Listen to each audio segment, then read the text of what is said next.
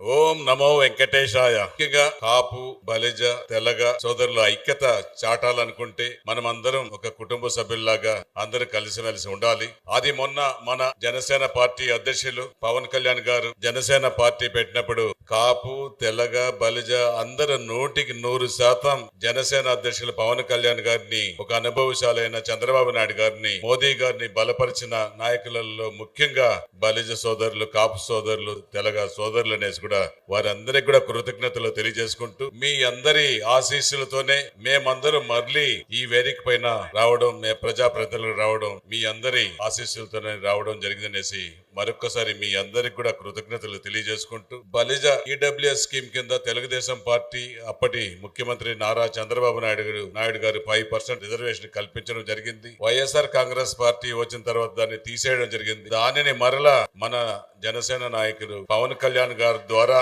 దాన్ని కూడా మరలా పునరావృతం చేసి మరలా 5% ఈడబ్ల్యూ స్కీమ్ లో కాపు బలిజ తెలగ పేదవాళ్ళు చాలా ఉన్నారు, 5% రిజర్వేషన్లు కల్పించేదానికి మా వంతు ప్రజాప్రతినిధులు అందరూ కూడా ఒత్తిడి తీసుకొచ్చి ప్రభుత్వంలోని చేర్పించడానికి మా వంతు ప్రయత్నిస్తామనేసి కూడా తెలియజేసుకుంటున్నాం.